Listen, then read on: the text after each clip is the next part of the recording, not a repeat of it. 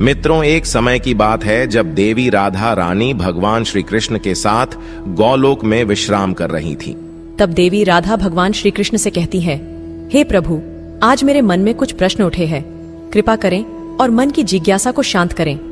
तब श्री कृष्ण मुस्कुराते हुए बोले, हे देवी राधा, आपके मन में जो भी प्रश्न है निसंकोच होकर कहें, मैं इन प्रश्नों के उत्तर आपको अवश्य ही दूंगा।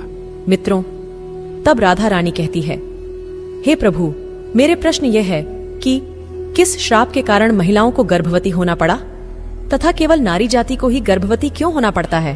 प्रभु, ऐसा भेदभाव क्यों होता है? मैं जानना चाहती हूँ।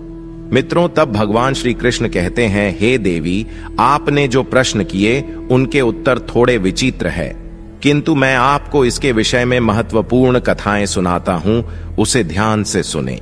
आपके पहले प्रश्न के उत्तर में आप यह कथा ध्यान से सुने जो कि मेरे श्री राम अवतार की है। मित्रों, भगवान श्री कृष्ण कहते हैं, हे देवी राधा, वैदिक काल में हजारों आर्षि परमपिता ब्रह्मा जी द्वारा उनके वीर्य और तेज से उत्पन्न हुए थे। उन्हीं में से कुछ आर्षियों तथा मुनियों के पेट से देवों का जन्म हुआ था, तो वही कुछ के मुनियों के तेज से दैत्यों का जन्म भी हुआ था। हे राधा, ऐसे ही एक आर्षि सतयुग में हुए थे जिन्होंने औरतों को गर्भवती होने का श्राप दिया था। तब देवी राधा बड़ी ही आतुरता के साथ पूछती हैं, हे प्रभु, तो कौन थे वे ऋषि जिन्होंने औरतों को गर्भवती होने का श्राप दिया? और कौन थी वह संसार की पहली स्त्री जो एक ऋषि के श्राप से गर्भवती हो गई थी?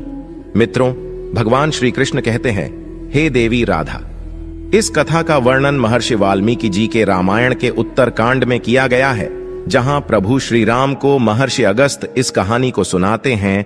हे राधा, यह सतयुग काल की बात है जब परम पिता भगवान ब्रह्मा जी के मानस पुत्र ऋषि पुलस्त्य सुमेरु पर्वत के उच्च बिंदु पर स्थित आश्रम में घोर तपस्या कर रहे थे। उसी समय ऋषि को अत्यंत कठोर तप करता देख अन्य ऋषि कन्याएं विचलित होने लगी और वे अपने मन को शांत करने के लिए उन्हीं ऋषियों के समीप जाकर उनकी तपस्या में बाधा डालने लगी।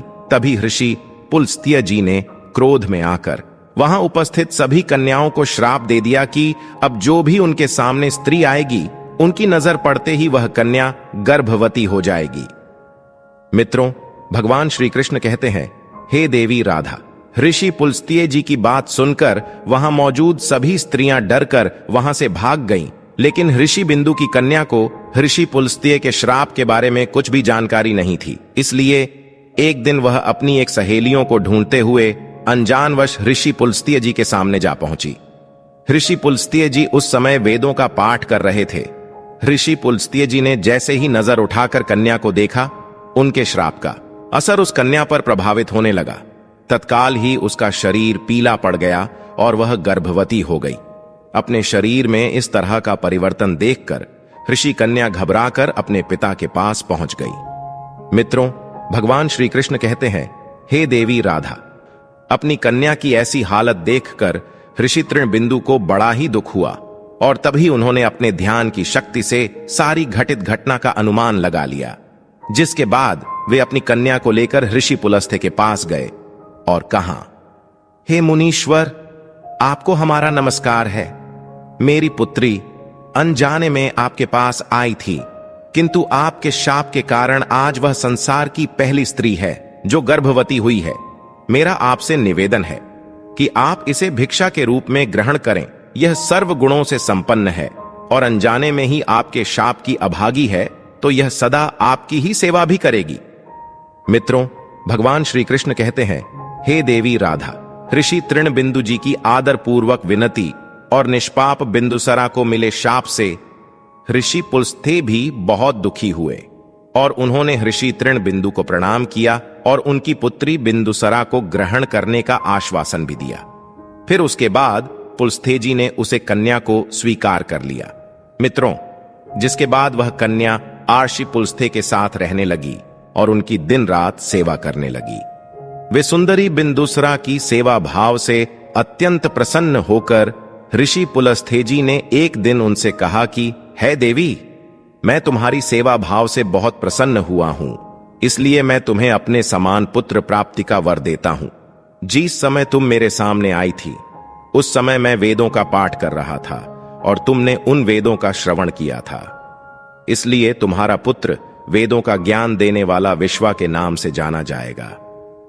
मित्रों, भगवान श्री कृष्ण कहते हैं, हे देवी राधा।